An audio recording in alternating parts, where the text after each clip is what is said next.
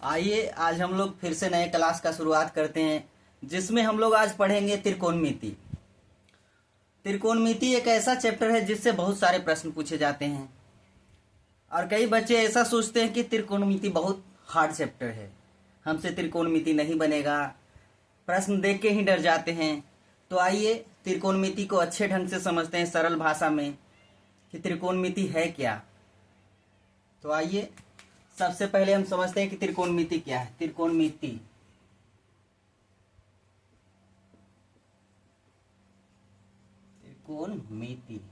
जिसे बोला जाता है ट्रिग्नोमेट्री।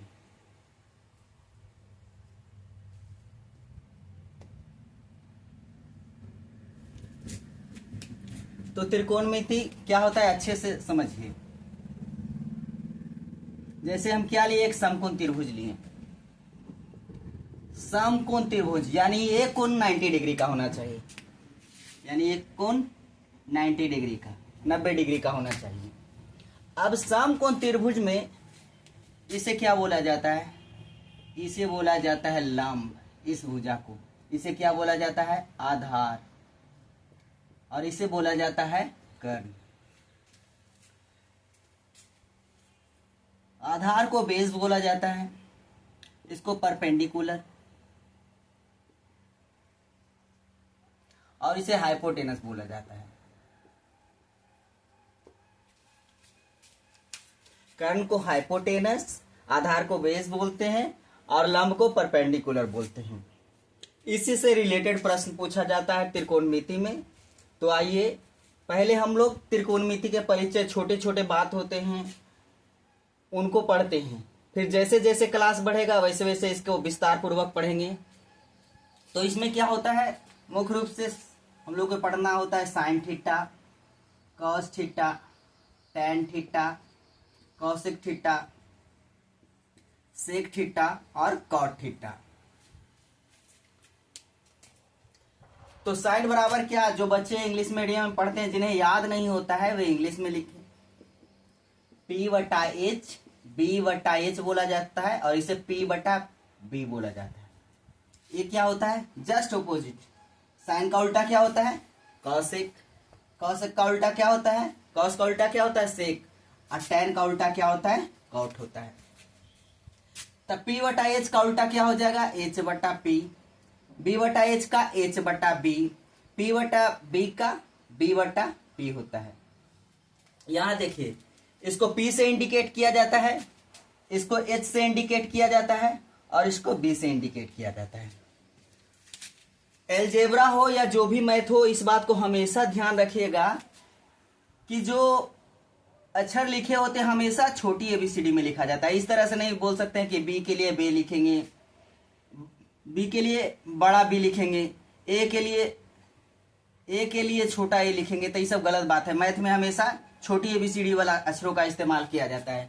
हमेशा लिखना चाहिए छोटी एबीसीडी। जैसे एक्स का मान निकालना हो तो क्या इस तरह से लिखेंगे कि एक्स का मान? नहीं, ये देखिए एक तरह से लग रहा है कि गुना का चिन्ह है, इसीलिए एक्स का मान इस तरह से लिखेंगे। कि एक्स का मान निकालना हो तो इस तरह से लिखेंगे। बड़ी एबीसीडी का प्रयोग कभी नहीं करना चाहिए मैथ के प्रश्न में। अब हिंदी मीडियम वाले बच्चे हैं जो इसे कैसे याद रखेंगे? पी क्या होता है? पी होता है लंब, एच कर्ण, बी क्या होता है? बी होता है आधार, एच होता है कर्ण, पी क्या होता है? लंब, बी क्या होता है? आधार, एच कर्ण, जगह कम है देखिए, अब इसके नीचे देखिए कॉस का, कर्ण बटे लंब हो जाएगा। सेक का क्या हो जाएगा? कर्ण बटे आधार हो जाएगा।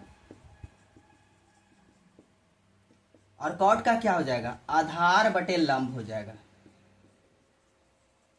आधार बटे लंब हो जाएगा। तो क्या याद रखेंगे? साइन थीटा बराबर P/H यानी कि लंब बटे कर्ण, कॉस थीटा बराबर B/H यानी कि आधार बटे कर्ण, टैन थीटा बराबर P/B यानी कि लंब बटे आधार, कॉसेक थीटा बराबर क्या? H/P यानी कि कर्ण बटे लंब हो जाएगा। सेक थीटा बराबर H/B यानी कि कर्ण बटे आधार, और कॉट थीटा क्या हो जाएगा? B/P यानी कि आधार बटे लंब हो जाएगा। एक शॉर्ट ट्रिक इसका भी है कि आखिरकार कैसे याद करेंगे, इसका ओपोजिट होता है तो इस तरह से याद कर लेना है। लाल कक्का यानी कि लंब बटे कर्ण, लंब बटे कर्ण, आधार बटे कर्ण, आधार बटे कर्ण और लंब बटे आधार। साइन के लिए क्या होता है? लंब बटे कर्ण। कॉस के लिए क्या होता है? आधार बटे कर्ण। और टेन के लिए क्या होता है? लंब बटे आधार। और जस्ट इसका ऑपोजिट क्या हो जाएगा? कौसेक हो जाएगा। साइन का उल्टा कौसेक हो जाएगा, कॉस का उल्टा सेक हो जाएगा और टेन का उल्टा कॉट। जब ये तीनों याद रहेंगे तो ये तीनों अपने आप निकल जाएंगे। तो त्रिकोणमिति कोई हार्ड चैप्टर है नहीं, ऐसा कुछ बच्चों को समझ में आता है कि हार्ड चैप्टर है, हमसे नहीं बनेगा। और बिहार बोर्ड में ज्यादातर प्रश्न इससे पूछे ही जाते हैं, तो आप लोग कोशिश करिएगा कि शुरू से समझें, छोटी छोटी बातों को ध्यान दीजिए। अगर जो यही आप लोग को नहीं समझ में आएगा तो फिर आप लोग प्रश्न कैसे बनाइएगा। कहा जाता है कि एक वृक्ष कब तक ज्यादा दिन तक टिकता है?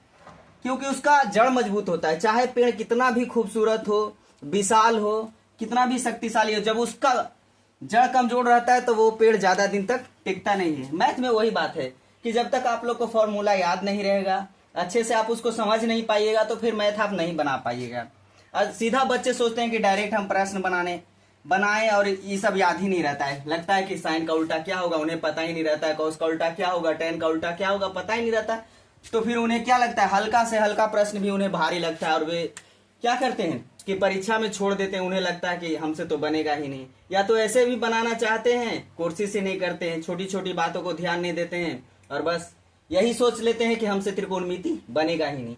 तो ऐसा कुछ बात नहीं है। आप लोग कोशिश कीजिएगा तो हर काम होगा, बिना कोशिश के तो कुछ होगा नहीं। जैसे कहा जाता है कि हर काम के लिए आप लोग परिश्रम कीजिए, नहीं परिश्रम करिएगा कोई काम नहीं होगा।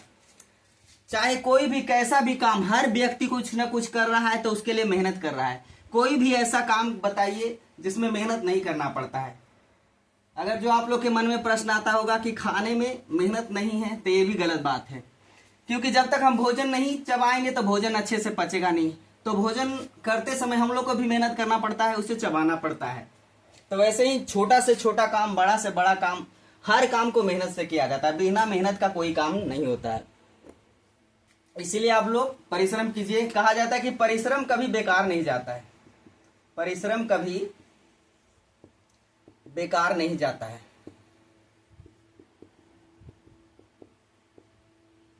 बेकार नहीं जाता है यानी कि लेबर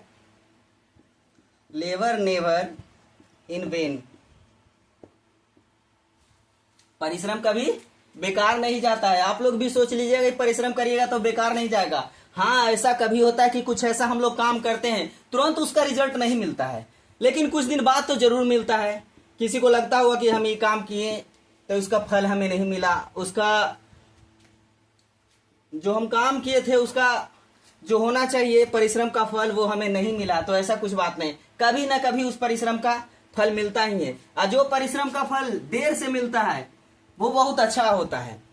कुछ ऐसे आप लोग को लगता है कि तुरंत काम किए और तुरंत उसका फल मिल जाए तो संभव नहीं है। कुछ तो वेट करना पड़ेगा। अपने लाइफ में कुछ करना है तो इंतजार करना पड़ेगा।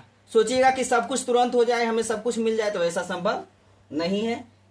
तो चलिए आज भर इतना ही, मिलेंगे अगले वीडियो में और अच्छे से इसे समझाने की कोशिश करेंगे और इसके अगले पार्ट को बताएंगे।